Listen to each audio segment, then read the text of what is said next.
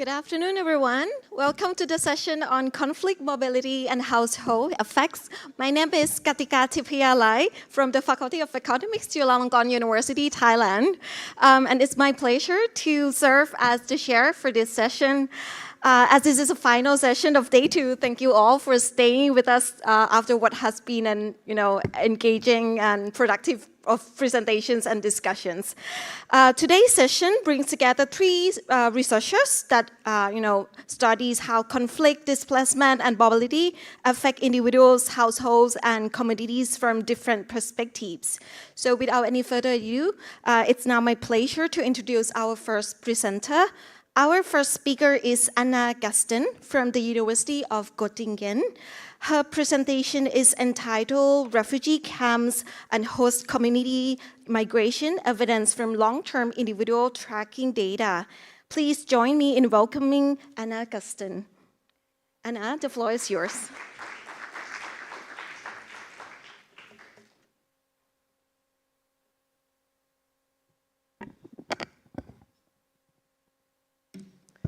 Okay, thank you very much for having me here, and thanks for the conference organizers for setting up such a very beautiful venue and for organizing it in such a beautiful way. My name is Gasten. I'm a student at the University of Göttingen, and I would like to present my research on the impact of refugee camps on migratory movements of the host population.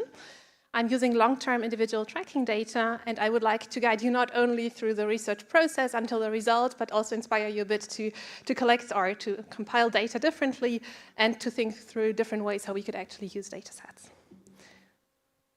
Okay, so over the past days and also in general when looking at the literature, we have already seen that refugee camps have an impact on the local population via several different dimensions. We see some impact on the environment, for example, deforestation, depletion of water resources, consequences for health, human capital, infrastructure like roads being built around the camps. There are impacts on the local markets for goods and for labor, such as price adjustments and wage adjustments. There's economic activity booming in these camps, business creation and welfare and consumption, but what all of these papers usually have in common is that they interview a population which was present close to the camps before the inflow of refugees and after the inflow of refugees. What I hypothesize here is that the presence of refugee camps itself could actually trigger a compositional change in the type of people which are living close to the camps. So in this research project, I'm analyzing to which extent refugee camps are by themselves triggering migratory movements of the local host population, and to which extent there are heterogeneous push or pull effects depending on the socioeconomic background of the host population. So who's actually triggered to move away from the camps and who is pulled to the camps because of the arrival of refugees. And I'm hypothesizing that refugee camps might act as a pull factor for individuals that benefit from the presence of refugees, for example, through the infrastructure, the presence of NGOs, labor market adjustment, etc., but that individuals that suffer most from the presence of refugees, they could actually leave the region and then also not be present anymore once we do the analysis with those which are still living close by. Okay, I'm using the setting of Tanzania in the 1990s here.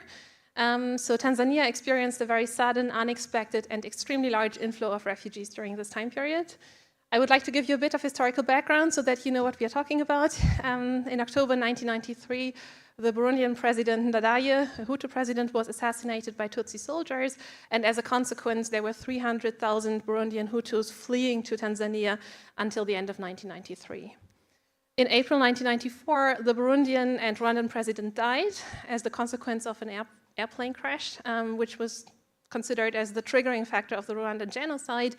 And here as well, we see a very, very large inflow of refugees. So 250,000 Rwandan refugees fled within only 24 hours in fear of a civil war to the northern region of Tanzania, which as a consequence led this northern region of Tanzania to host about 700,000 refugees in the region of Kagera only, compared to the 1.5 million local host population. This is a very strong effect. So just to show you a bit, one picture taken on the day when Tanzania was actually hosting these refugees coming in. It's really a massive inflow of people. Yes, this unexpectedness, together with this massive number of people, was preventing UNHCR and the Tanzanian government to purposefully open camps in specific locations which might have been most suitable to host these refugees. So the camps were located very close to the Rwandan and Burundian borders, where refugees were located anyways, and the movement of refugees further into the country was additionally restrained by mountain chains. Nevertheless, of course, I would not argue that location is completely random, so the host population which is living close to the camps is of course different from the host population which is living in the eastern part of the region, and I'll come to the descriptive statistics in a bit, but we have some econometric techniques how we can tackle these differences actually to understand the consequences of the host population, of the refugee presence on the host population. Okay, the data set I'm using here is the Kagerain Health and Development Survey, KHDS, which surveyed Kagerain households. So I'm looking here at the impact of refugee camps on migratory movements of the Kagerains, not of refugees themselves. So this is part of the World Bank Standard Measurement Surveys. It's a detailed socioeconomic panel survey, and it has been collected in 6 waves from 1991 to 2010. You see that the initial waves are very closely sparse, so we have yearly data collections, and then in 2004 and 2010 we have a follow-up wave.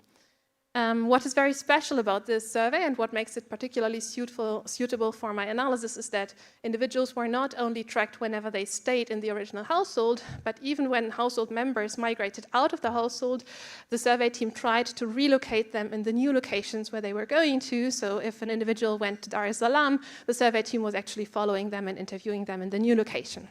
And we have a relatively low attrition rate of only 2% between 1994 and 2004, for example, which makes it a really nice survey to actually study migratory movements over this whole time period. So the initial sample consisted of 816 households from 51 different clusters. That's important to know because that is driving my spatial variation. We have 51 different villages or regions, places where these individuals come from, which are then followed over a 20-year time period. KHDS is providing geolocalization of individuals in 1991, 2004, and 2010. And in the last 2 waves, so 2004 and 2010, we have retrospective information on migration for the first and the last move. So we know how often individuals migrated in which years, why, and where. And that's now the trick of the paper. I'm not just using the 6 different waves that data has been collected on, but I built a so-called artificial panel which fills all the medium years with migratory moves. So for individuals that migrated less than 3 times, I can actually have a balanced panel of the exact location where this individual was living in which year. And that's maybe also something I would like us as a research community to be encouraged, that collecting this retrospective information, even if we only have funding for a single wave, might be very interesting because this way we can construct these retrospective panels, which are then very interesting still for causal analysis.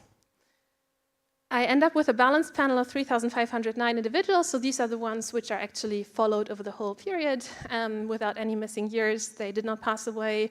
They have full migration information. They have not attrited. The survey team was able to follow them. And I would like to briefly show you a bit the geographics, how it looks like. So this is now a picture taken from Landsat. And you see as the yellow dots, the clusters where households were located in the beginning as of 1991.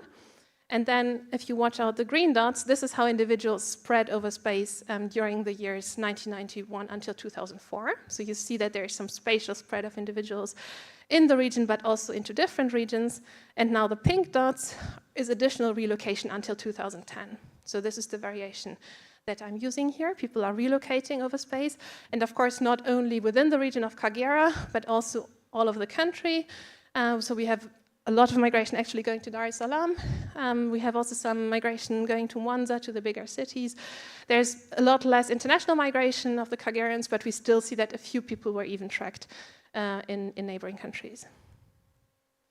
Okay, I was matching this with camp data, and because there's no very good GPS data on camp locations for the 1990s, I was trying to figure out alternative ways how we could actually get into this camp data. So I started off with a very old map of the UNHCR as of 1995, trying to georeference this with GIS, which didn't work properly, so the camp locations were actually not where I was expecting them based on the UNHCR map. So in a second step, I went into this not very high resolution satellite imagery of the 90s, but as the camps are so incredibly big, they really pop up like big cities from one year to another. So here, for example, you can see a Landsat satellite imagery from 1993, and just 1 year later, in December 1994, you see that 4 big camps have been established. in the middle of the rural area. So I actually came up with the location of the camps, but still didn't know which camp this actually is. So I know there is a camp, but not the name of the camp, nor how many refugees there are. I luckily found an old master thesis of a student, Verhoeven, who in the appendix had some camp structure maps with road structures as of the 1990s. And so once higher resolution satellite imagery was available in the 2000s, I could then map the abandoned camps. So they were closed at that time, or most of them were closed, but still you can still see the old structures of roads. And so you can compare which camp is actually having which name. And using this approach, I was able to map all the different camps in Kagera and in the region of Kigoma with their exact geolocation. I was then going through newspaper articles, UNHCR reports, which were not very systematic at that point, trying to establish the exact number of refugees living in each of the camps. And this is how it looks like when we think about the camps in Kagera, which are colored, and the other camps in the region of Kigoma, which is just southwards of Kagera, which is the gray part. If I compile this here, this is how refugee figures evolve over the whole time period. So in orange, you can now see the number of refugees living in Kagera. You see that there is a discrete drop in 1996. This is because the Tanzanian government was repatriating Rwandan refugees back home. And only one single camp, Lukole, stayed open, which is the remainder over the whole time period.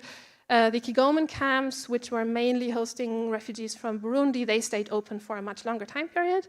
But still, we can mainly differentiate 3 periods. So we have this onset period, 94, 95, 96, where camps are opened in the immediate proximity to our households. Then we have some period between 97 and about 2006 where Kigoman camps are opened, and then we have another period where the Kigoman camps are closing as well. So if we have time in the end, I might go into some heterogeneous split to analyze how camp opening from camp running and camp closure could be differentiated in the results. Okay. So let me briefly explain you my empirical strategy. This is now the yellow dots, you might remember, are the locations of our clusters, and the red dots are the locations of our refugee camps. And I'm using some common strategy that is often used in refugee research. So I construct some refugee index, which gives us the exposure of a certain cluster to refugees around. So I use the population of refugees living in a specific camp divided by distance between the household and this camp. So it's like a distance-weighted measure, and I sum it up over all camps. So it's like a distance-weighted refugee exposure index that I'm using here. And for the regression analysis, I will take the logs in order to interpret it as percentage changes in refugees. Okay, so this is the cluster level refugee index exposure. So you can see how it evolves over time. And I'm splitting this into, just for descriptive statistics now, into high versus lowly impacted clusters. So the red ones would be my high treatment group, and the blue ones would be my low treatment group. For the regression, I'm using a continuous variable in the end, but this is at least for descriptive purposes. Okay, so this is how high versus lowly treated clusters are evolving. And now, I already mentioned in the beginning that camp opening was very sudden, but of course it was not random. So camps are set up more in the eastern part of the region, in the western part of the region, and the eastern households might simply differ from the western households. So I'm checking quickly descriptive statistics of highly versus lowly treated individuals. And we see that along a couple of dimensions, there is no difference. So highly versus lowly treated individuals don't differ in terms of gender, year of birth, household size, employment status, etc. But we see differences, for example, in literacy, and we see differences also in income and wealth. So in general, individuals that are living closer to the camps, they have lower literacy rates, lower years of schooling. They also have a lower income per capita and less assets already in the pre-period. What's reassuring is that the migration rate in the pre-period, so that's a nice feature about the KHDS. I have 3 years of pre-treatment data collection, so I can check out migration rates in 1991, 92, 93 before they were ever treated, and we see no level differences between highly and lowly treated regions. I'm also checking parallel trends here because my regression equation in the end will rely on the fact that I compare differences in migration rates between clusters that were strongly exposed and clusters that were lowly exposed over time.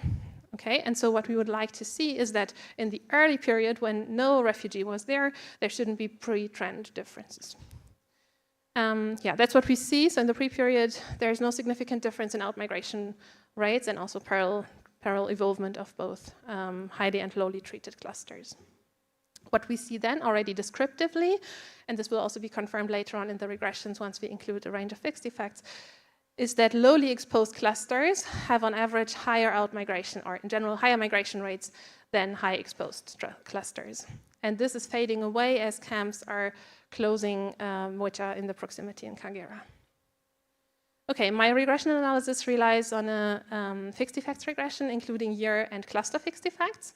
So I'm regressing this migration dummy, whether somebody leaves the household in a specific year on the refugee index of the same year, plus a lot of baseline characteristics of the individual, which is mainly controlling for these initial differences that we saw across highly versus lowly exposed clusters and individuals. And then this is the most interesting part, an interaction term. So I don't want to just understand, are people which are affected by refugees more likely to leave their home, but I want to understand who are the ones which are actually migrating out. I control for year fixed effects, so this regression picks up any shock which is hitting all clusters the same way in a specific year. If there is some economic downturn, something happening which is affecting all the clusters the same way, this is picked up by the year fixed effects. And I control for cluster fixed effects, which is then controlling for level differences across the clusters. So if certain clusters are on average having higher out-migration rates because they are more wealthy, for example, in this case this is picked up by the cluster fixed effects. And these are my main results. I'm now showing this as a coefficient plot. So the blue coefficients are always the levels, and the orange ones are the interaction coefficients. And what we find in general is that refugee presence, so in years where a cluster experienced high refugee numbers, led to lower migration rates. And this is actually different across certain socioeconomic traits. So we find when we're looking at age, for example, we find that younger individuals on average have a higher propensity to migrate. So older individuals have a negative coefficient, which means that somebody who's younger is migrating with a higher probability. This is very much in line with the migration research. But whenever refugees are there, this effect is actually offset. We also find for school years, and here you have to keep in mind that average education in Kagera is relatively low, with only 3.5 years of education at the time I'm studying here. So higher educated individuals have on average a lower probability to migrate, but this is offset as well in years where refugee presence is high. For agricultural workers, it's a very interesting observation here. So we find that overall, during the whole time period, agricultural workers have lower migration rates than non-agricultural workers, which is what we would expect, because agricultural workers might be more bound to their land, so they cannot move that frequently.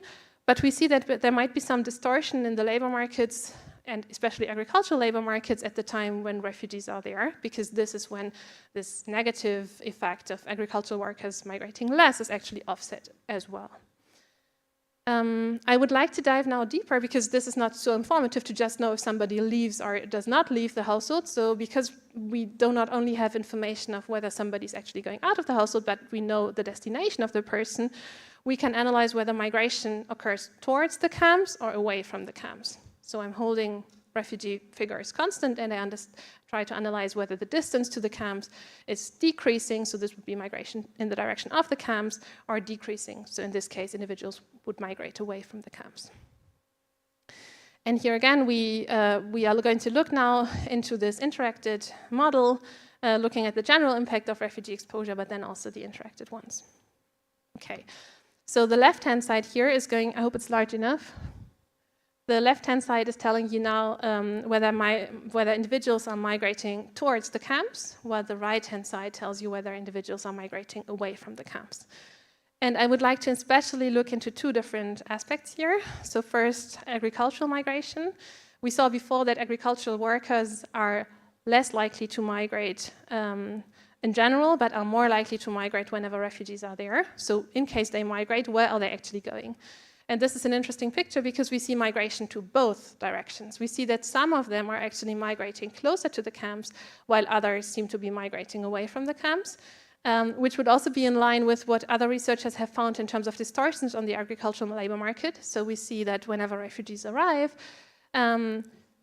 agricultural work is more demanded because agricultural products are more demanded in the camps, and this way agricultural workers could actually move closer to the camps because this is where they can produce more. While at the same time, refugees themselves also push onto the labor market, and this might squeeze out agricultural host population workers from the labor market. For school years, so this effect that we found before, that individuals with higher school years, go back again. Yes, yeah, that individuals that have higher school years are actually less likely to migrate in general, but once refugees are coming in, then this effect is offset. We see that whenever they are then migrating, they move closer to probably the capitals, so they are really moving away from the camps. Okay, I don't know how much time I have, a little bit, and I cannot use my links here, but I'm testing some heterogeneity based on age and schooling, and I'm doing this camp phase decomposition that I mentioned in the beginning, so trying to understand which of these different time periods actually has the strongest effect. Let me just, I think I cannot click on it, so we have to quickly go through the presentation. Show you a bit. So for example, for age heterogeneities, and that's something I had mentioned, I'm now trying to disentangle which of the age groups is actually the one which is responding. And we are not splitting we are not having a linear trend here, but we are splitting by age groups. So what you see is that actually the very young people from 0 to 15 and from 15 to 30 are the ones which are more likely to stay as a consequence of the refugee inflow. Which might also have political consequences if you think about a composition effect of people which would normally leave the region but cannot anymore now. This would imply that people would also have to think about providing additional services to this altered structure of people staying. Okay, what else would I like to show you? Maybe this one is also interesting. So when we look at the phase decomposition to understand which of these different periods is actually driving the results, we see that this negative coefficient exclusively comes from the first years, which is very intuitive because this is when the Kagera camps were open in close proximity, while the other 2 years are the period when Kagera camps are actually already very small. It's mainly Kigoma camps, they are farther away. So everything is driven by this early onset period when camps are actually opening. And yeah, this is now splitting the refugee exposure index into Kagera versus Kigoma. So here as well, we see that this negative impact of refugee presence on migratory rates is only driven by the Kagera camps, not by the Kigoma camps.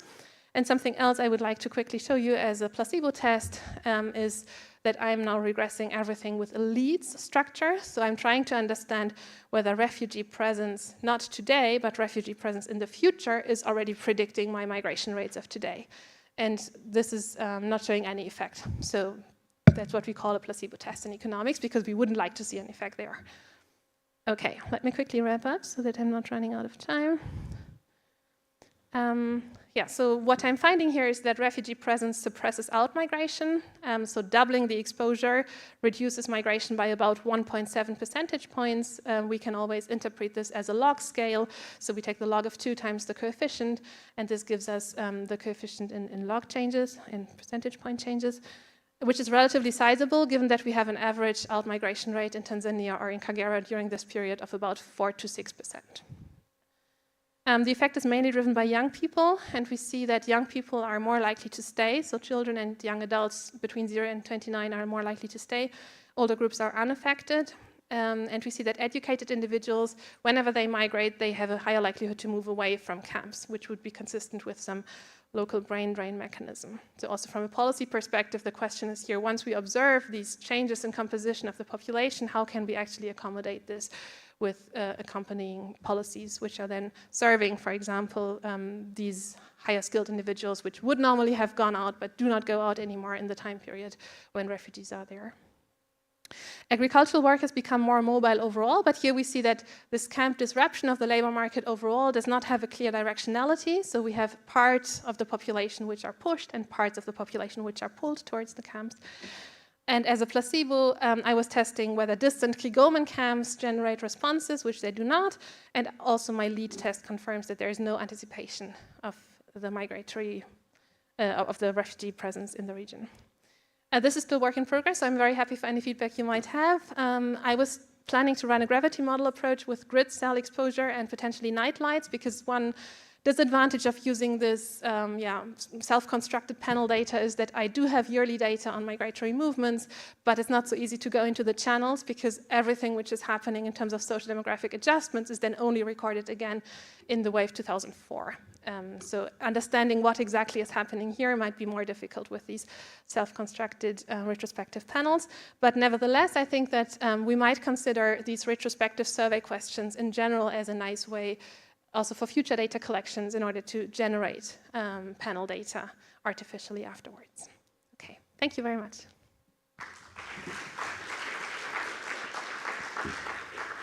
Thank you so much, Anna, for that insightful presentation. So we now have approximately 5 minutes for questions and discussions. Okay, over there. So the mic is coming. Nice work. First, a general question. Have you looked at labor market outcomes? Because you can maybe tie some of your results to labor market outcomes. If there is replacement in terms of employment, for instance, for agricultural wage workers, you know, it would be nice to look at their labor market outcomes, their displacement, and try to reconcile. And some technical things, like you already showed that the common trend assumption in a number of ways. One thing you could also do is you could add you know, some interactions between time and cohort effects.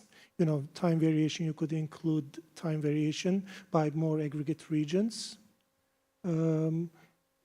What was I going to say? Yeah, that's another thing. And by educate, also your distance measure, like it imposes a linear measure, but it might be different to be equidistant from two different ones versus being very close to one. So you might try with functional form, you know, changes, like taking squares of the denominator. That would be nice. Another thing you could do is you could throw away the medium exposed regions to find sharper results. You know, you could take the extremes if you're having some difficulty with precision.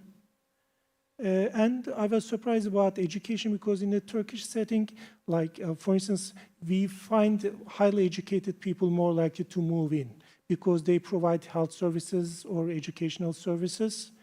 In your case, it was just the opposite, which is interesting. Yeah, those are my comments. Okay, so would you like to pick up this question first?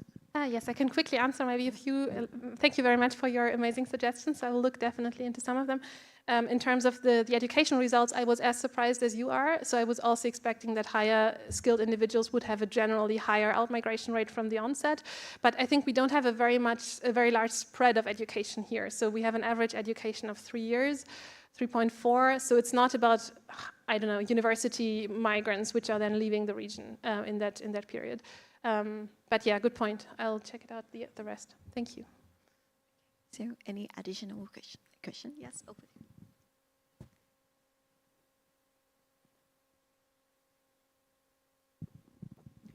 Thank you for the presentation. It was extremely interesting. I was wondering, sort of in terms of the interpretation of the findings, to what extent do you think this is capturing what is essentially urbanization as a result of these camps being formed? So the camps acting as an urban hub, you mean? Or yes, that's a very interesting question because this is how I would actually interpret it. Like from the beginning when I started this project, I felt, okay, we are very often looking at migration to urban centers and from urban centers. And now even from the sky, we can see that actually these are looking like urban centers and they might also behave as urban centers.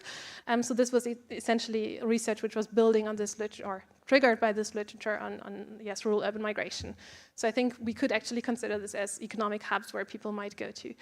With maybe the limitation that we see a lot of effects on agricultural workers, and we don't see that much, like also Tanzania at the time period when we are studying it here didn't have a very refugee inclusive policy in the sense that hosts were able to access facilities in the refugee camps, which I think might have different effects today.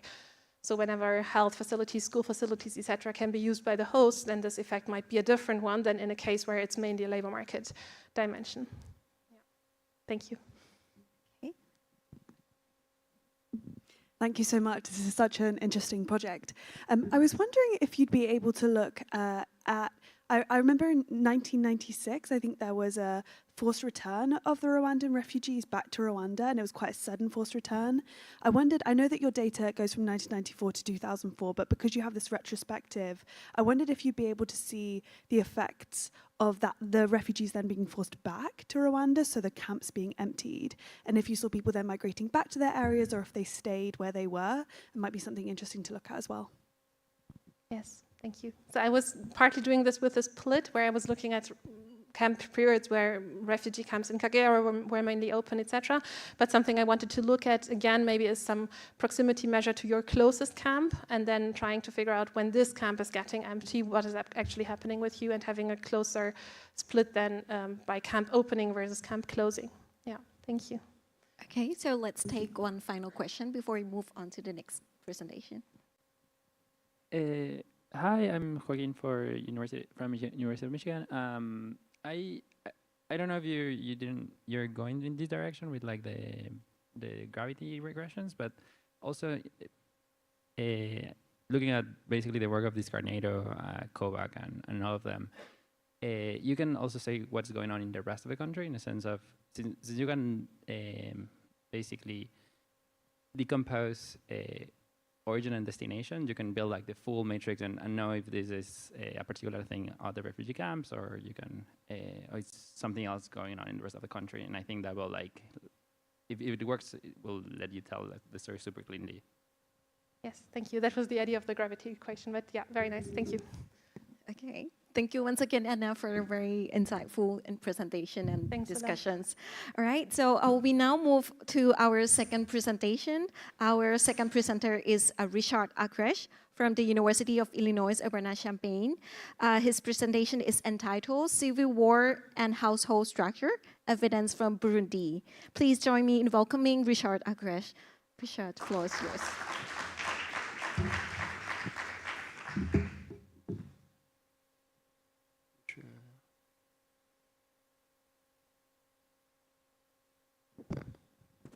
All right, thank you very much for the introduction, and thank you for including the paper on the workshop. So today we're going to be talking about the relationship. It follows quite nicely on this, and thinking about the relationship of conflict and migration, and sort of how households make the decision about sending an individual out. So this is joint work with Juan Carlos Munoz Mora and Philip Verwimp, and so let me give you some background, some motivation. So we have lots of evidence that long-term negative impacts of conflict, they're wide-ranging on a whole host of issues. Many people in the audience have been involved in this research. We know there's impacts on lower incomes, worse child health and education, increased mortality and poverty. But what we don't know as much, or what much less is known about how conflict reshapes households. In particular, who lives in the household, who lives with whom, who leaves and when they leave, and who returns. So thinking about detail of who's in the household structure, who's a member of the household, and how does conflict influence that decision. Right, and so households who are facing conflict shocks, they're going to make a structural choice about, do they stay together, or are they pushed away? Are some of the members of the household sent away? And so what we're thinking about in this context is a risk coping strategy. So households are facing these shocks, in this case conflict shocks, and thinking about how do they respond to these types of shocks. Okay, and so why this matters, this has long-run permanent compositional changes. Who is in the household, who remains, who's gone away, and kind of what that does for the welfare of this household. So this paper is going to be looking at this question of how does Civil War exposure reshape household structure through migration, and then we're going to try at the end to get a little bit into the welfare implications of how successful is this risk coping strategy, how successful is it for these households that are able to use that to deal with the impact of this conflict shock. So the setting we're looking in Burundi in the Civil War in the late 90s and early 2000s. Again, building on what you just said, this is a great segue. We have retrospective data. So Philip Verwimp, one of the co-authors of the paper, he collected panel data in Burundi It was a two-wave panel. So it went there in 1998, collected baseline survey, has a household roster, has a whole bunch of questions, came back 10 years later, and then asked them retrospective questions over that 10-year period, including going through every individual in the household and asking whether they migrated away in a given year, what year they left, and what year they returned if they returned. So we have pinned down really detailed data on migration moves year by year over this 10-year period.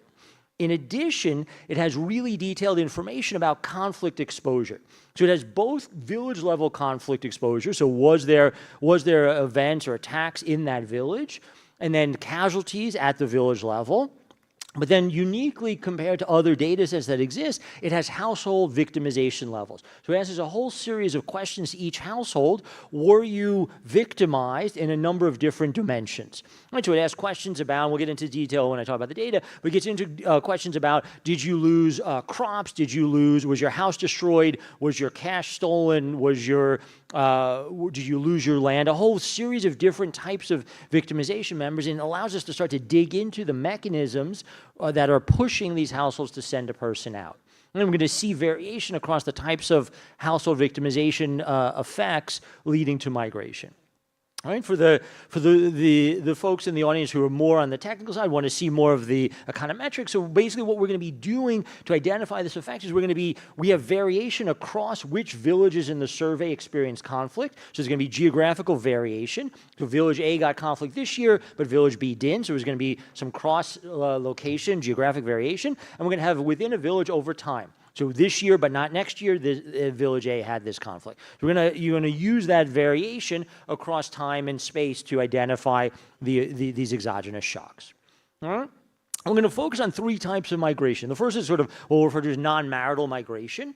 Okay, and then we're going to look at marital migration, and then we're going to look at return migration. Right, so let me give you the kind of the punchline of what we're finding, the main headline findings. So households are using migration as a deliberate risk coping strategy.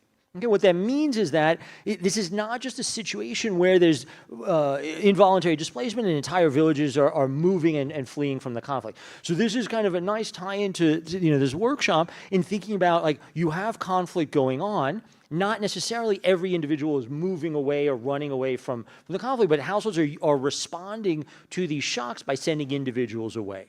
Right? And the magnitudes are quite large. So conflict raises non-marital out-migration by about 4 percentage points, is roughly a 40% increase in the migration probability. So these are big effects that we're talking about. And what's interesting is that these effects are driven by, the destruction of non-agricultural assets, so a theft or loss of money, goods, or shelter, but they're not driven by non-agricultural. So it's not by land, it's not agricultural losses. Okay? The out-migration that we're seeing, it tends to be quite long-term. Okay, and so people are not coming back very quickly. In particular, if these households face conflict, they are less likely to return. Right? So these are more structural changes that we're seeing, more long-term and permanent changes in who's a household member. All right. Interestingly, we don't find any effect of marital migration. There's no relationship in this data set between conflict exposure and marital migration. All of the effects we're seeing are driven by poor households at baseline. So if we split the households by poor and non-poor, all of these effects about how they're coping with these risk shocks and these conflict shocks are driven by the poor households. And lastly, we'll do some work. I don't want to hang my hat too much on this, but we do see some evidence that the migration is helping these households cope with these shocks. Right? So we see households that are in villages that experience conflict. They're much less likely to transition out of poverty over this 10-year window. Right? But those households who were able to migrate have a smaller effect. They're sort of mediating these welfare costs. Okay, so the conflict's bad, that's not surprising, but if the households are able to migrate and send someone away, they're much less likely to be affected by that conflict. Again, I don't want to spend too much time on that because the point estimates are not statistically significant, so it's kind of suggestive evidence that this strategy is effective. All right, let me give you some details about the setting. So we're talking about the civil war in Burundi. As we just saw, huge, high intensity, hundreds of thousands of deaths, over 1 million people displaced. Substantial cross-village variation, so where there was conflict was not uniform across the country, and both in the timing and the intensity, and that's going to be helpful for us to identify these effects. All right. This setting, this environment in the late 90s, early 2000s, this is predominantly a setting with rural subsistence, agriculture, economy, very little formal credit, very limited ability for these households to smooth consumption. So they're faced with this massive shock of a war happening, attacks happening in their village, and they're struggling and trying to come up with strategies to deal with this shock. Right, and in this setting, in Burundi, late 90s, early 2000s, it was fairly low cost to move someone away. Right, there was a tight margin between the willingness and the actual migration. All right, so the data we're going to be using, this is the Burundi Priority Household Panel Survey. This was collected by one of the co-authors. As I said, it has two waves, a wave in 1998 and a wave 10 years later in 2007. And then it asked year-by-year retrospective data in between. So we know what happened in 1999, 2000, 2001, and so on for each year. So we know for every individual in the household in 1998, were they present, and if they moved out, what year did they move out, and how long did they stay away, and then if they came back, what year they came back. So that's one thing that's quite unique about the data, this retrospective panel. As you said, there's not a lot of data sets out there that have this panel structure that will allow you to identify this year-by-year changes. And so that's going to allow us to identify newly induced migration over this 10-year period. And they can capture, we don't know a ton about these people once they leave, so they weren't tracked or they weren't followed. We just know sort of who left, so that we know their age, we know their gender, and that's kind of about all that we know about the individual. All right? We also will know a whole bunch about the conflict exposure, both at the village level and the household level, in each of those years of this 10-year panel. Okay, so if we look at households, we have about just under 900 households over 10 years. That gives us, 8,720 household year observations. There's about 3,500 individuals in these 872 households. And we kind of split it by poor and non-poor. We'll look at that at the end when we look at the welfare results. All right, here's a map on the left side. We're going to see a map of Burundi and the different provinces, and you can see there's variation in the intensity of the conflict across these provinces. We validate the data from the Burundi survey that was collected by the co-author with ACLED data, which many of you in the audience have used. And again, it kind of matches up. There's sort of in areas that there's lots of conflict events in the ACLED data that's similar to what we're seeing in our survey data. And so there's sort of validation that what we're finding is accurate from an external source. All right, so what we're going to look at here, this is I was talking last night with someone about how, some people are going to hate seeing equations up on these slides, and some people are going to love seeing the equations, and so I can't make everyone happy, so we'll try and, explain this through. So what we're going to be looking at is the relationship between conflict and migration, whether someone's leaving the household in a given year, and how that relates to whether there was conflict in that village or in that household in that year. Okay, so the outcome of interest is a variable for did any member migrate away from the household in year T. We do some other stuff in the paper as well, looking at the share of members in the household that migrated and kind of looking at the intensity versus the levels. The key point is that the conflict variable, we have both village level and household victimization. We'll get into those details about what we see there. Now, for the audience members who are interested in the identification, what we're identifying, there's a two-way fixed effects. We're identifying off of village-level variation in conflict exposure and time variation. And so you're going to be concerned about a number of potential threats to the identification. And we're going to try and do all the stuff that economists would expect you to do to try and deal with that. So we'll have pre-trend checks and looking at sort of event study checks. We'll have, we're potentially concerned about if there's violence in your village that might influence violence in a nearby village, so we'll try and think about strategies to deal with that issue. And then we'll also think about there's newer differences literature and thinking about staggered adoption of conflict in this sense of kind of the rollout of that. And so we'll kind of use some of these newer approaches for dealing with that. I'm not going to get into a lot of these details. The bottom line is we've kind of done all the stuff we're supposed to do in the paper, and then we'll kind of talk about the results. Okay, let me walk you through the different types of conflict measures that we have. So we have at the village level and then at the household level. So at the village level, we're looking at both a binary, did the village experience any attacks or any violence in year T, right? And we have an intensity measure, the number of casualties per capita in that village. So we have both kind of the extensive margin and the intensive margin for violence in that at the village level. That's useful. And then we also have household level victimization. So for each of the households in the survey, there was a series of questions asked about, were you subject to any of these conflict victimization events? Right, so we had 6 different measures. They're asking questions about, was any money stolen? Were any goods or household goods stolen or destroyed? Was your house destroyed? Were agricultural crops destroyed or stolen? And did you lose any of your land? Okay, and so we can then kind of look at which of these factors are related to this migration decision. And then we can also try and do some principal components analysis, kind of group these victimization measures into groups. We split it up into an agricultural and a non-agricultural group and kind of look at these relationships as well. And so let's jump into the results. The main results: conflict is driving out migration. And so we see a relationship between whether you had whether the village was attacked or had conflict exposure as a binary variable or as an intensity. We see a strong positive relationship with more migration from those households. So households that are living in villages that experience violence are more likely to send out members. Magnitudes, we're looking at about a 3.8 percentage point increase. It's about a 40% of baseline migration. So these are large effects. So if a conflict comes to the village, households are more likely to send out members. Okay.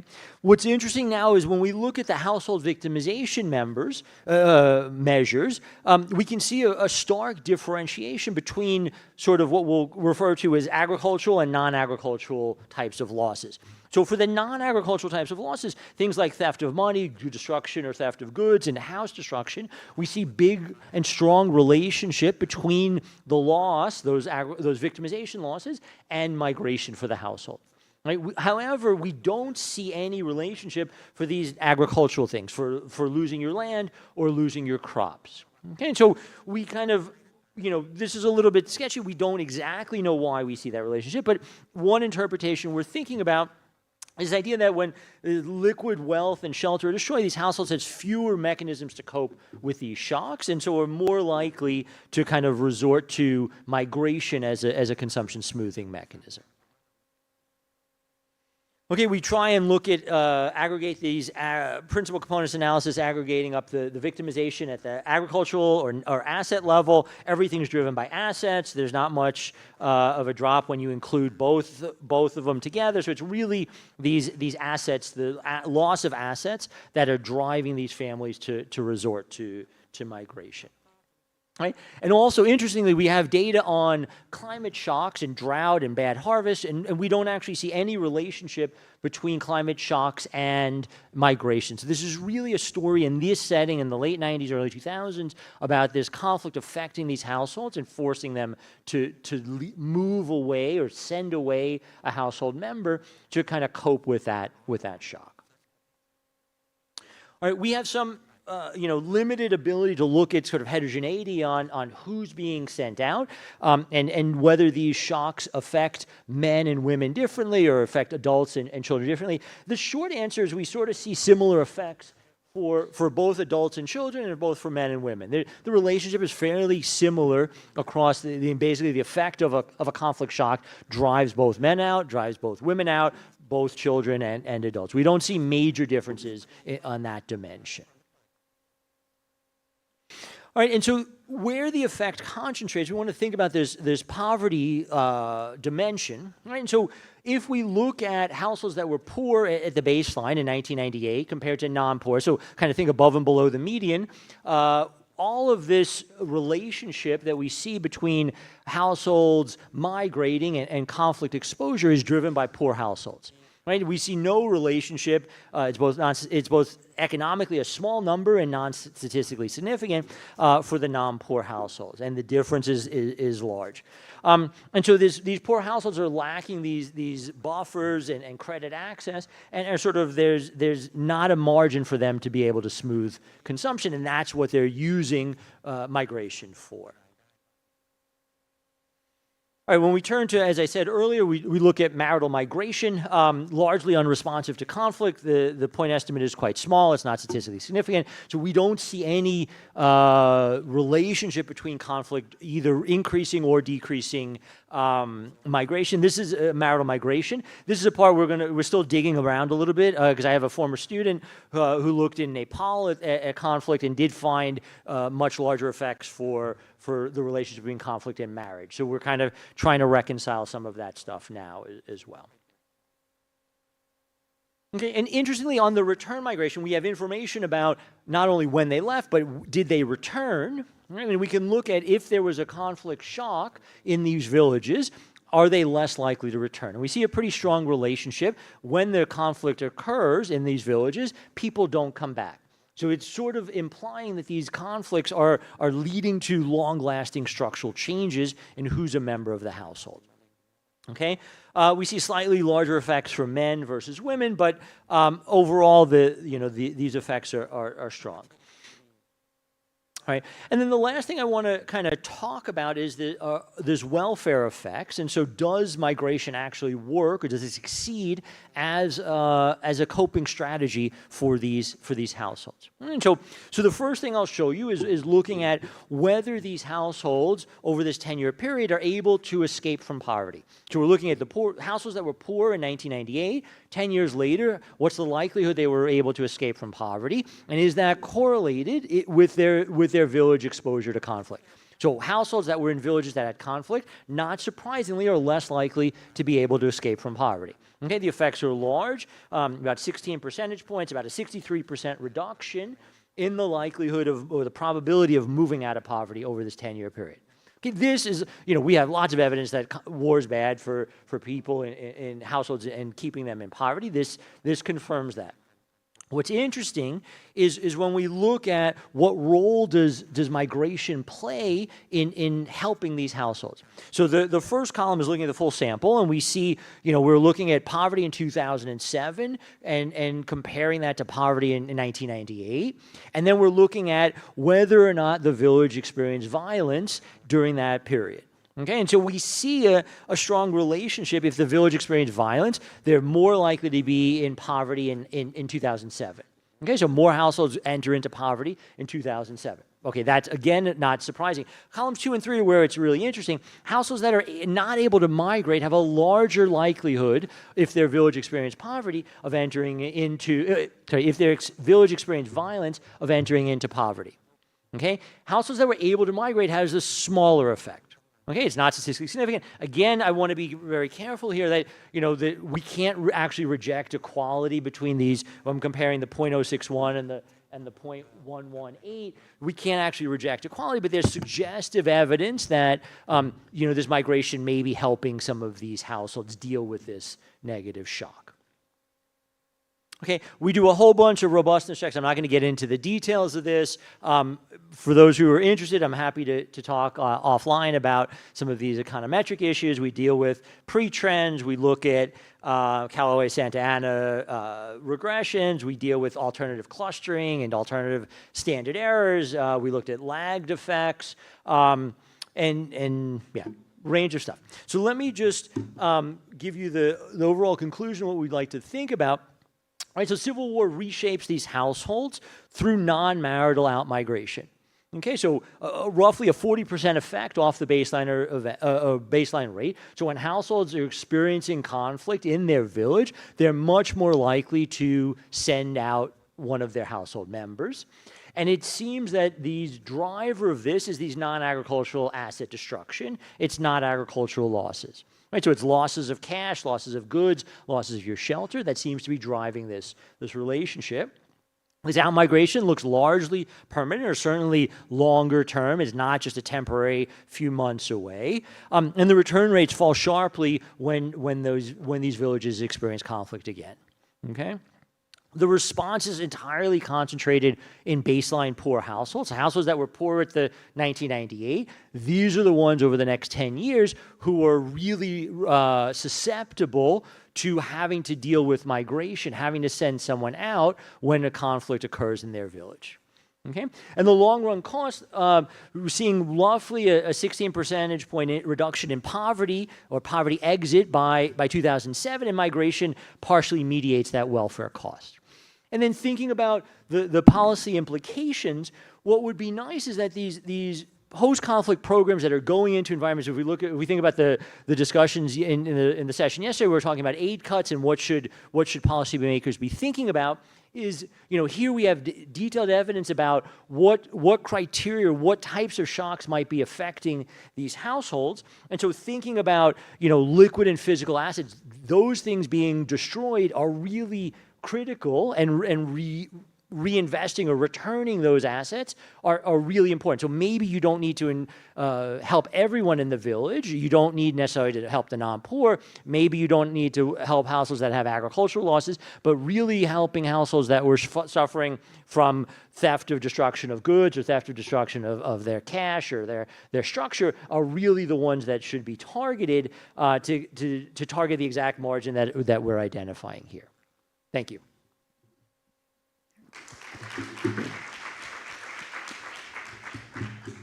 Thank you very much, Richard, for that excellent presentation.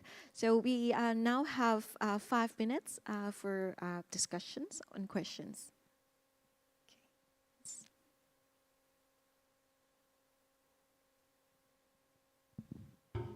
Thank you, Richard. I was wondering about this effect that poor households are more likely to migrate as a result of conflict.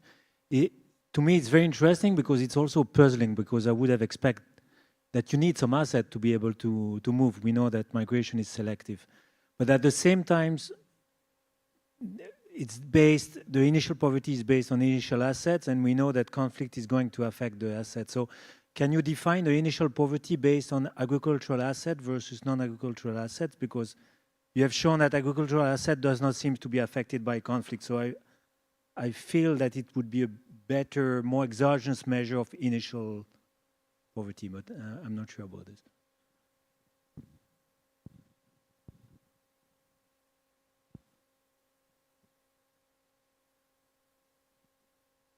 Okay, Richard. Okay, sure. Right, so again, we only have, the data 98 and the data in 2007. So the data to define poverty, we're kind of looking above, I can remember, I think we're looking above and below, median assets or median consumption or something along those lines. We could look above and below, agricultural assets or something in the 98 period, but everything has to be defined off of 98 because we don't have any data from the year you migrate, so we can't tell you anything in 2004 whether you're poor or rich in 2004. Right, so everything is kind of going to be identified, or split by that poverty at the baseline when they first came. But you were not surprised by the results? Somehow, without looking at the result, you would not expect the opposite, that you would need some assets to be able to migrate? I mean, my sense is, so I wasn't totally surprised. Like, I don't think these people they're migrating far, right? So a lot of this is migrating to, the district capital or the regional capital. I don't think the cost, I don't think you have to save up years to migrate. And so I do think like a risk coping strategy, if like you have no other assets left, you need to kind of reduce expenses at home. You need to feed less mouths in your current household. And then there's the decision that we would be fascinating to study the selection of which person gets sent out, because you have this trade-off of if you send out the best individual to get the best job somewhere else to send remittances home, they also may have been the strongest farmer in the household, and so you have that kind of trade-off, and how do you figure that out? We don't have the data to get at that, but if someone has the data, that'd be super cool to try and understand that selection process. But I guess I'm not super surprised that households are kind of responding. Like we have lots of evidence around the world, like households respond to income shocks by sending people away. Negative income shock, they send people away in migration. I mean, we have a co-author who did work in Indonesia where they were looking at the negative income shocks push families to send individuals away close by to deal with the shock, but to go further away, like long distance to the capital or different islands in Indonesia, you needed several years of positive income shocks. So kind of that dimension. Here, we're like, you just need to get less people, get someone out and away. Okay, thank you. Yes, please. Thank you, Richard. But then kind of in a similar spirit, like, what's the intuition that like losing agricultural assets, lands, is not driving migration? So, in my intuition is like, you lose your lands, and then where are you staying? Aren't you then kind of like be driving to nearby urban sites? And so, is there like enough variation here? Is it very correlated then with the measure of poverty? Short answer, I don't know the answer. You know, I'm not totally sure. I mean, I guess, you know, I don't think they're losing. It's you know, we don't know. The question wasn't asking how much land are you losing or what percentage of your land. It's just a 0-1. Did you lose any land? And so I can't tell you if they lost, you know, some remote field that was far from the village that, you know, rebels came and took some field or something. I can't, or they lost like 90% of their land. I would suspect if it's 90% of the land, then, you know, then they're in a lot of trouble. But I don't have that. All I know is 0-1 for did you lose any land? Right? Were like land grabbings, like I don't know the context, but were land grabbings like very prevalent or? I don't. I would trust my co-author on that question, but I don't know. Do you know, Jean-François, or if there was? Yeah, I don't know the answer to that. But we can kind of find that out from the historical literature. Okay, are there any additional questions? Okay.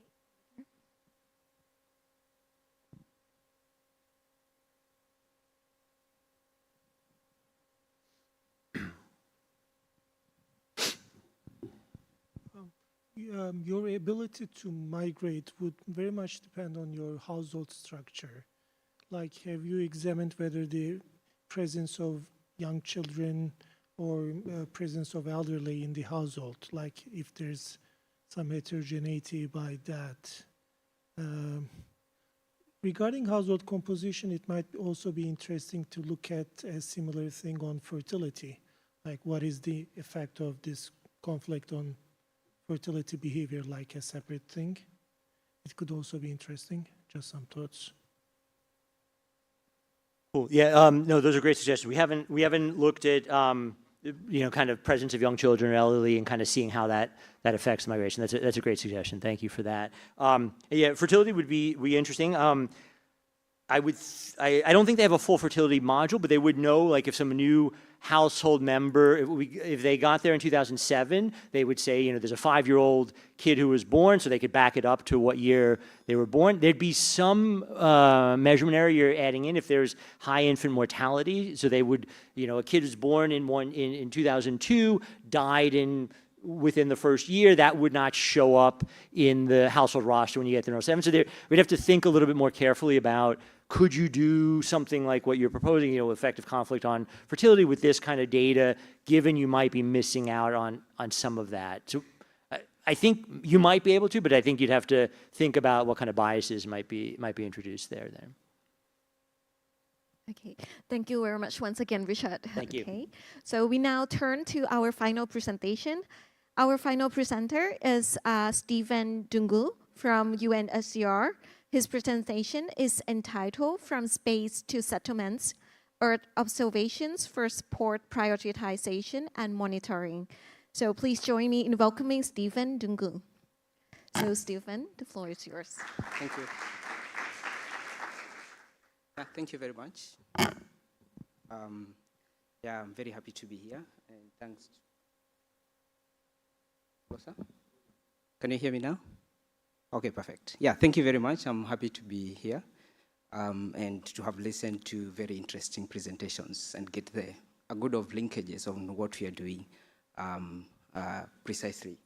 I'll present our topic here, which is on from space to settlements, ideally, and trying to understand the socioeconomic welfare of the refugees, especially what is evolving over time.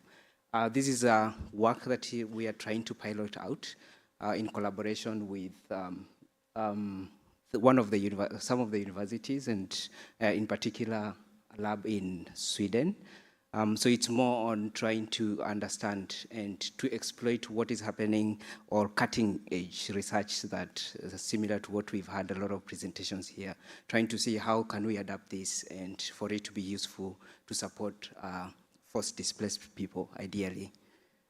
I'll go deep dive to the project specifically. So to provide the context, as you understand, within the forced displacement context, we carry out a lot of surveys, definitely to understand what is happening on the ground. But ideally, of course, the cost of obtaining this data is a bit higher, it's high. So another thing is some areas, of course, have limited accessibility due to security reasons. There are quite a number of things. So one of the things that we are trying to understand, can we get other opportunities to collect and gather and have additional information that can help us understand on what is happening on the ground.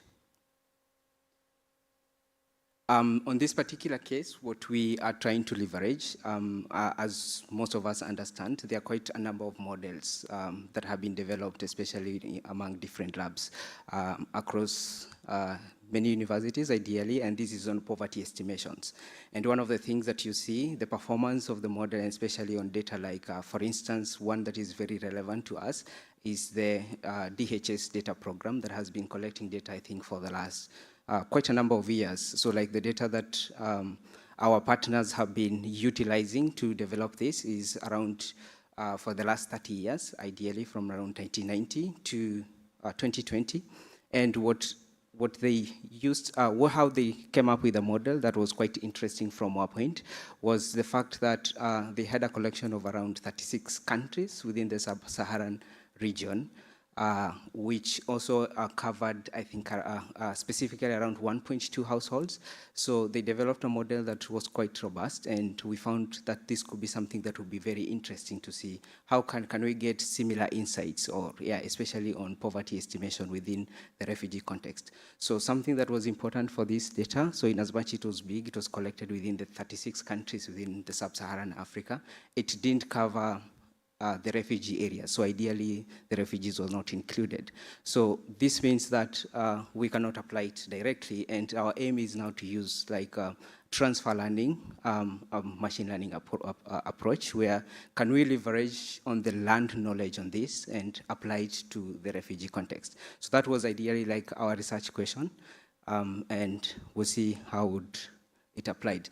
So as I have already said, so the objective is actually to use satellite imagery in particular and machine learning in combinations, and see how can this help us understand what is happening or estimate the socioeconomic activities. As we see later on in the presentation, one thing that is very particular is we have a continuous flow of satellite imagery over years and over space, large coverage. It is consistent, actually, so you can easily compare from one area to the other. You can compare from one year to another. Another thing is that the satellite imagery ideally is cost-effective, we would say, because if you're familiar with, we have like Landsat images, which has been there for quite a long time. We have the Sentinel data as well from the EU, which is open source. So leveraging on such technologies and a lot of data that is there would be something that is of quite good use. So, and as I mentioned, it's good to retaliate. So the aim is to actually adapt these models that have been trained and learned within the general population, would say, to try to adapt it in refugee context. We understand that refugee context, refugees or refugee camps are mostly located mostly in the periphery of the countries, a bit far away. So the context of where they live is normally very different, quite unique. And that is something that we wanted to see, how well can we adapt these models to this particular context. key things and why we think this project matters, and I believe some of us all of us will concur with us, and it's important to highlight this. So one of the things that we are actually realizing through this project is this can help us in prioritization and development intervention, and basically is to help us understand with the evolving situations. We have more conflicts happening, more displacement rising, some areas become even more congested and things like that. Can we be able to track and see those changes that are happening in a more frequent manner? So that is one of the things, because secretary imagery is of course readily available every now and then. Number two is evidence-based investment. We carry out survey especially from the UNHCR side. For instance, we have the forced displacement survey. We have the results monitoring surveys, just to mention a few. They are carried out, but then it's normally it's not that frequent. I remember for some of the countries that we are using as a case study, the last survey for South Sudan was 2025. 2023, I mean, we're already in 2026. We haven't carried out another survey. Of course, we want to understand what is happening on the ground. And the same happens for other surveys. The reason is not that we don't want, of course, it is expensive to do that. There are a lot of arrangements that needs to be done for that to be put into effective. So this will help us to get quickly on what is happening on the ground, and then from there we can know where to prioritize, where do we need to quickly do such. The other thing is, as it has been mentioned, quite a number. We have the micro-library dataset, for instance. So we're already hosting like 1,000 datasets. We have the World Bank micro-library. So can we leverage on these kind of datasets in a more, beyond what is already being used at the moment? So we are providing other opportunities for use and reuse of that, and going beyond this, because for this particular case, we are using the DHS dataset, Demographic and Health Survey, to apply it in this context. So we want to also open the scope for using similar datasets that are already in archives, and also let's say the models that have been trained and done that. The third aspect, as I'll explain later, is also providing a leeway of integrating more than one dataset. We started with the FDS dataset here, and we have already found opportunities innovatively to integrate other datasets that are similar in some sense. Okay, having said that, I'll go to give us now more specific context for us to understand. In this particular case, when we say socioeconomic, what do we exactly, how are we measuring the socioeconomic index over time? We also show the data sets that we are using for this particular case. Just to mention, the data sets that we are using are, of course, covering multi-years. We are trying to use multi-sources of data, varied data sources. We are also trying to make sure that we cover more than one country, not necessarily limiting ourselves to one country. So it is multi-country, multi-year, multi-source, and also multimodal. We don't have to only use one kind of data set ideally.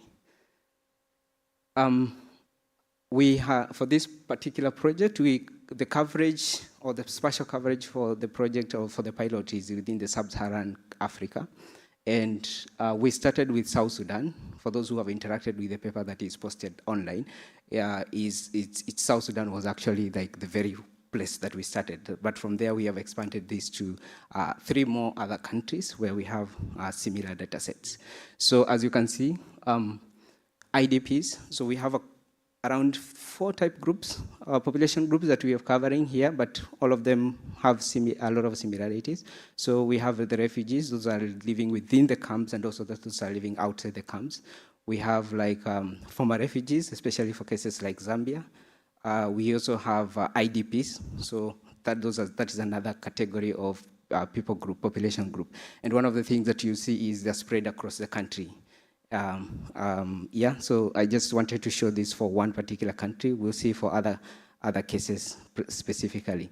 So the main types of data sets that we are using for this case, we started as a low-hanging fruit, is a forced displacement survey, which is collected in around 4 countries that we have. It is a flagship data survey that we have. It's very high resolution and very detailed, so it gives us like a very good opportunity to use, and is particularly and specific for our people of interest for this project. Okay. Let's go a bit on understanding how we try to understand the socioeconomic, what we are saying we'll be covering, and understanding what is evolving over time. So one of the things that we do with the data source that we have, we identify. The first thing we do is data alignment.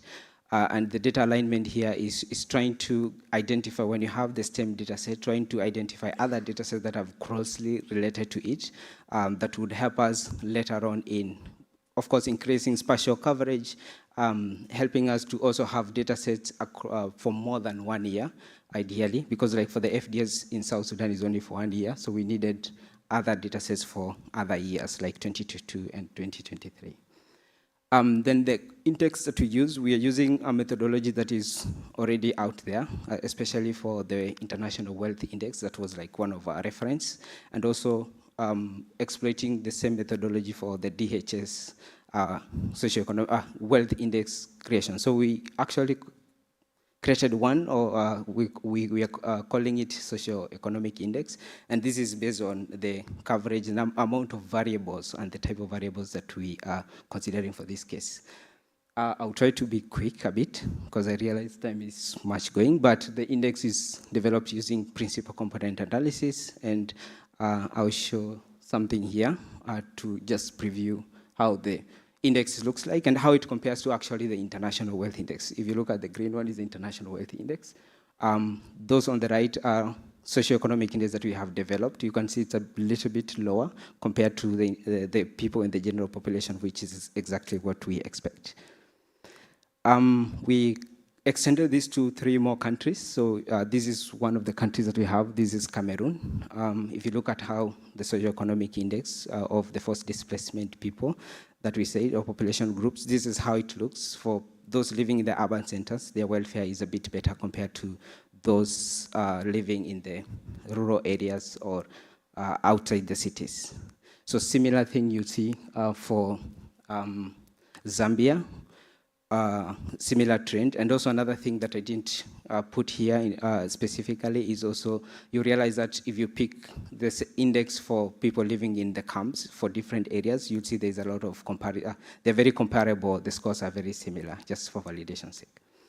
As we said, we are using satellite imagery. We need to understand how we're exploiting this. So this is, for example, one of the refugee camps. So the grid size, so we have a grid size spatial resolution of around 6.72 by 6.72 kilometers. This is like one cluster, so all people living in that area will be from one grid. Just to explain a bit, so for this case, I won't go into details.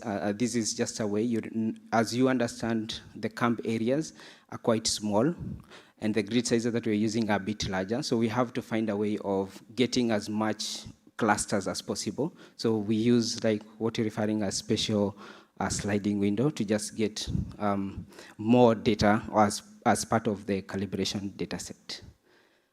For the modeling, it's important for me to mention this is for us to understand this. So for us to make sure that our models are robust and are representative enough, we consider the spatial, well, one, the level of development, those living in the city centers, as you saw before, and those living in the peri-urban and rural areas. So we have to make sure that the model, when you're training, is taking that into consideration. We make sure that it's also considering the different population groups that I mentioned earlier, and also the ecological and zones that we have. The model architecture, the choice of the model architecture that we use, we chose one of the, well, of course it's based on the foundation model that was used, but we wanted to make sure that we are using a model that takes or incorporates the different aspects that our data set that we're using is bringing into the table. So one is the aspect of spatial coverage, the fact that this area is different from another area. You also have the time aspect, the seasonality from January to December, a number of things happen. Some are doing farming, some are not doing farming. So we want something that, a model that takes in the time element of it. And also the fact that with the satellite images, for example, we have different spectral bands. So we want a model that takes care of the 3 aspects jointly and considers that in the training. So we use the transformer architecture, as you see. The main data sets that we use are mainly nightlight images, we use the Landsat multispectral data, and we also use the Google, well, the footprints of the households. The reason for this is simple. What is happening during the day, the multispectral will help us to understand. What is happening during the night, we can also capture that. I won't go a lot into explaining to this. I'll quickly go to model performance. So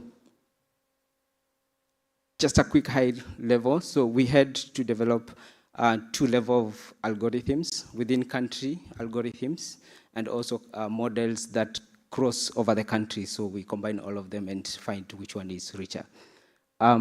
So I would use a metric of R squared, which most of us are familiar with as the key metric, but you can also look at the models. So with the different variations that we have, so this one is actually country specific.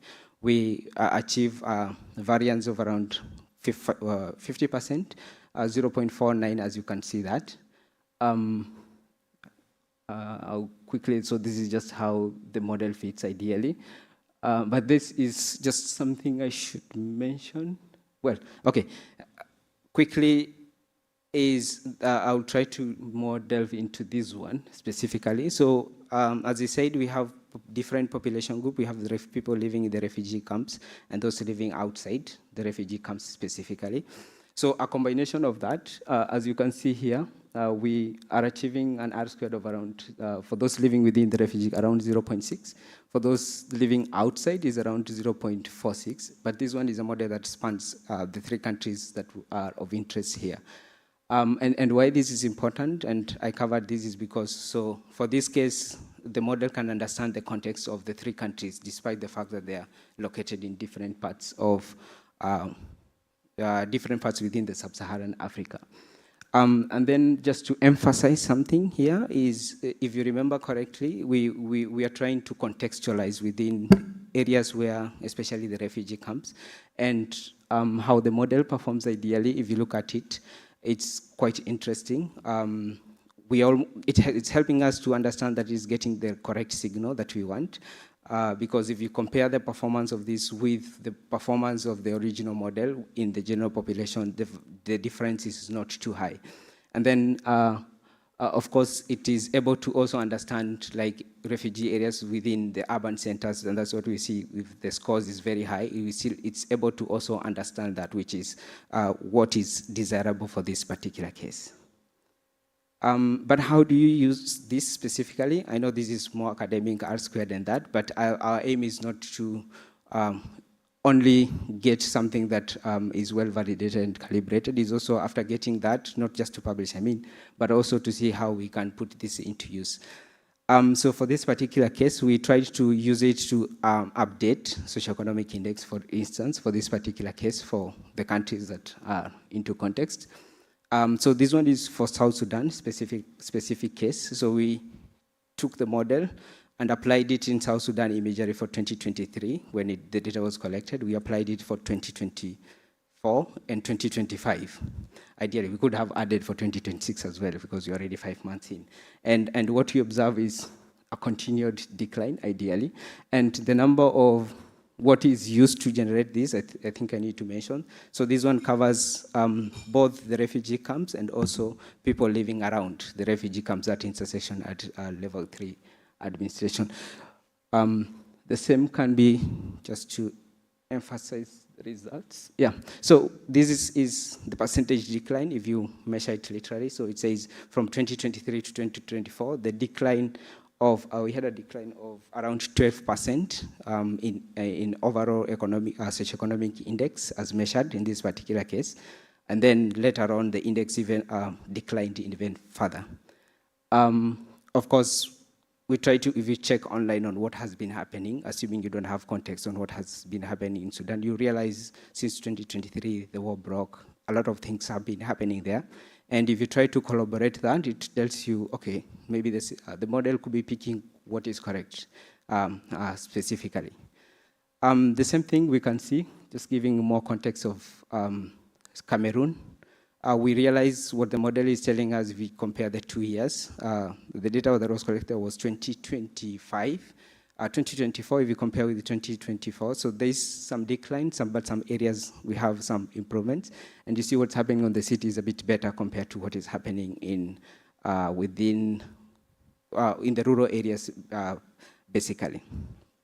The same can be told of Zambia, and what we actually noted here, like specifically, you find in the city, for instance, specifically, you have, well, the economic condition was almost similar or improving a bit, but the more you go to the rural areas, there's a bit of a more decline compared to the other areas. And ideally, so this is already giving us an indication of year to year, for instance, of what is happening, because we've not had another survey, for example, that was collected. So if we wanted to do, okay, I think this should go to the next slide instead of explaining that. So quick highlights of this. So the pilot that we are doing already gives us an idea on how such adaptation of its kind, actually I think we've not seen this kind of adaptation before.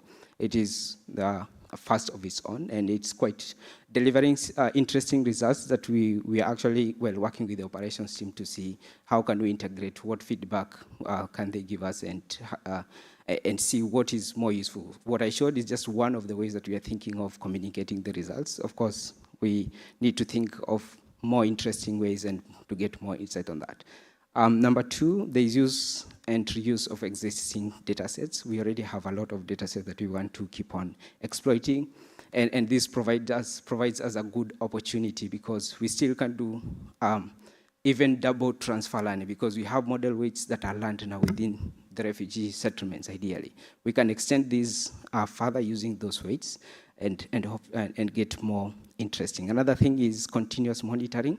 What I showed is year by year, but the fact that the satellite imagery for Sentinel, for example, is every 5 days, you have an image for any specific location through the globe. This means you can get it as more frequent estimates as possible. In our mind, we had actually thought about doing it like quarterly. This can be as often as you want, but then of course there are thresholds given the limitations that comes with the data. Another thing is evidence-based prioritization, as I said. Yeah, this is useful to know where do we have more degradation of the socioeconomic index, where are things worsening and like that. The other thing, as I said, we are trying to see the value of this, especially in the context of working with people in the ground, with the operations team. So that is, we already have had discussions from the start of this project, the conceptualization so far. This is already the right time to like push the outputs to them, of course, presented in a nice way, and then we create that feedback loop and see how we can improve this. Yeah, I think that's mostly it. Happy to discuss more. If you want to follow updates, you can get the project on this particular link where the website of the project. Thank you very much.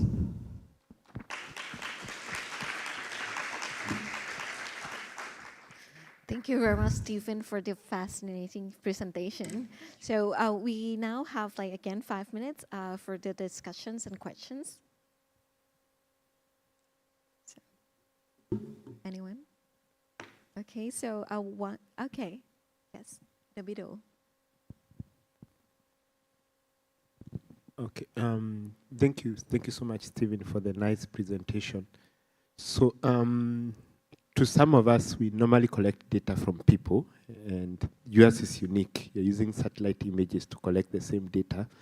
And you say that you're trying to mirror the DHS, Demographic Health Service, which are basically collected directly from people.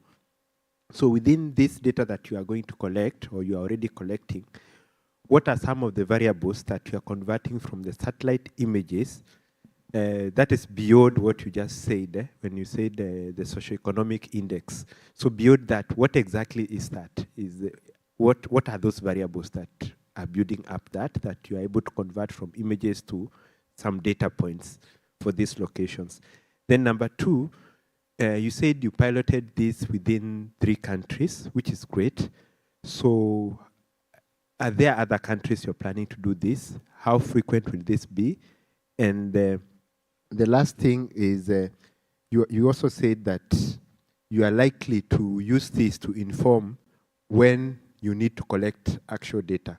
So from what you have piloted so far, have you seen any need to collect data from people directly, or it's not yet there yet? Thank you so much. Okay. Okay, thank you very much for your question. Just to clarify something, with the DHS data that we're using, that was like the reference data, ground truth data that was used to train like the main model for the general population. So to adapt it into the refugee within the context of the forced displaced people, we use the FDSS data as ground truth. So in order for us to calibrate our model and know how well it's performing and is it good enough to be deployed or for it to be used to provide reliable estimates, that's where the data, that's when the ground truth data, the data collected through the surveys is used. So when you talk about the variables, which variables do you use? So we are not using like individual variables, but that is one of the things that we still can predict from our model ideally. For a start, we construct an index, as I mentioned on the socioeconomic index, which is constructed from specific variables within the survey data.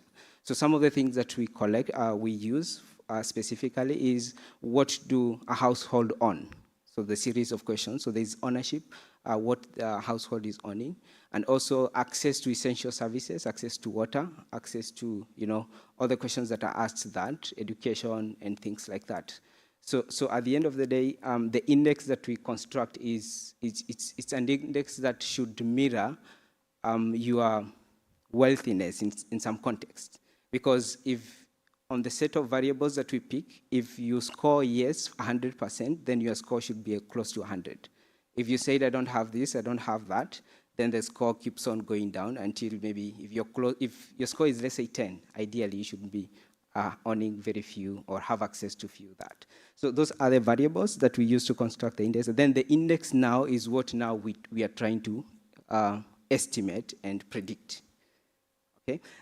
Then the other question is, so yeah, that is what we use. I hope that answers the first question. The second question, which countries have we piloted so far? So we started within this sub-Saharan Africa. We have piloted, we are piloting within 3 countries. That is South Sudan, Cameroon, and Zambia. And the reason for that is because they have presence of forced displacement data that is the same. Is the same in terms of structure, in terms of questions across the 3 countries. It is collected at different times, so 2023, 2020. 2023, there is Cameroon is 2024, and Zambia is 2025. So it helps us to give us a temporal coverage. So we are not only having data for 2020 because we're using images over those 3 years. So it helps us to understand what the evolving conditions over time, which is now 3 years. So the model is kind of updated on, of course, evolving and changing situation over time. We're hoping, of course, to extend with the validation as we are approaching the operations team. The aim and the hope is that these estimates become relevant and useful. We want to, of course, they're the ones who will be using them at the end of the day. So if this is useful, of course, the context that we've trained the model, we're hoping it will be very easy to adapt it within the Asian context, especially. We have FDS carried out in Pakistan, so that's already a country that is ripe for applying application as well. Thank you.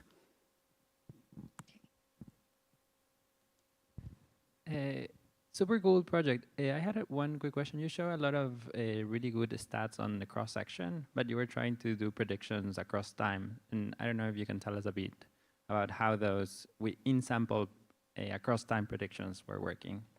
Sorry, repeat again? No, basically you show us on the cross-section that it was working pretty good, but not across time on, in your sample. And I don't know if you can tell us a bit of how well the model was doing predicting changes on data that you already observed. You're asking how well it was doing over time or within over the time, same year? Over time, because if I understood correctly, you show like this super nice cross-section predictions, but not across time. Maybe I'm confused and we can talk after. Yeah. Oh, so what I showed is actually over time, because But the predictions, right? Not the, Yes, the not the predictions. within sample. Mm, So I'm asking about within sample changes. Were you able to okay. predict those? Yeah. Yeah, I haven't. We have already. Well, it's not part of what I showed, but immediately, well, for this presentation, we were very keen on over time, but definitely the next immediate step we are actually doing is also, yeah, to do within the sample. I haven't like carried out those analyses because these are like very latest updates that we had before this conference. But yeah, I'll be happy to share with you on that maybe a week after. Yeah. Thanks.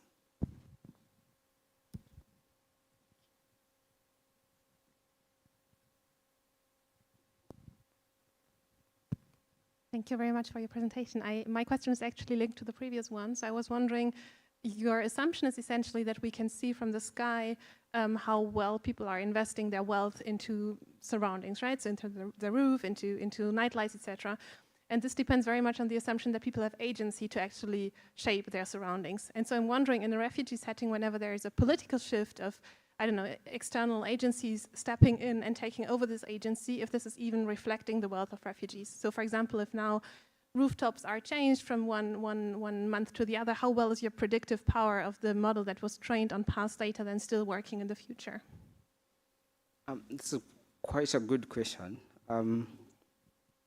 So ideally, we're hoping it should be able to capture that. And the reason why this should be possible is within the training data context, we have like, if you're thinking about housing types, for example, we have different areas with different roofing types, right? Like especially those living in the urban centers, most of them would have like iron sheets and things like that.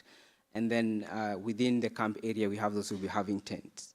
So since we are making sure we introduce that variation during the training process, so the idea, the assumption is the model should be able to capture that, especially when you train, because the fact that is able to understand this is an urban area and give a score that is higher corresponding to the status of that. So if a change happens, the change would also be noted that, because of course the roofing type will change and looks, let's say if it changes over the whole area, then this will look like almost like an urban center. So the prediction of that index ideally should mirror the change that has happened. So the only thing that, yeah, I think that is the underlying assumption, and we can see that ideally at the moment. Yeah.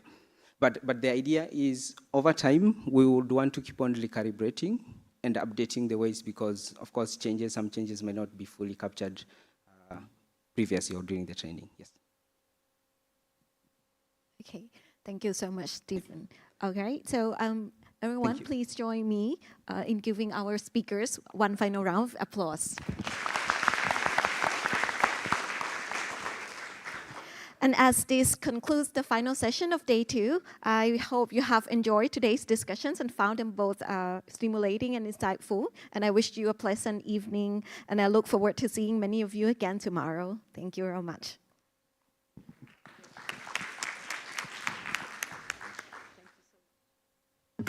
Hi, everyone. Just 1 minute. I've been dying to stand on this podium, so I'm back here just to say that tomorrow we'll do a recap. Then we're going to have another exciting session on health and childhood and displacement. And then we have a very exciting keynote speaker, Andres Moya, tomorrow from Los Andes University. And then we're going to close around midday for a good lunch and farewells. So thank you so much for being here today, and please come back tomorrow.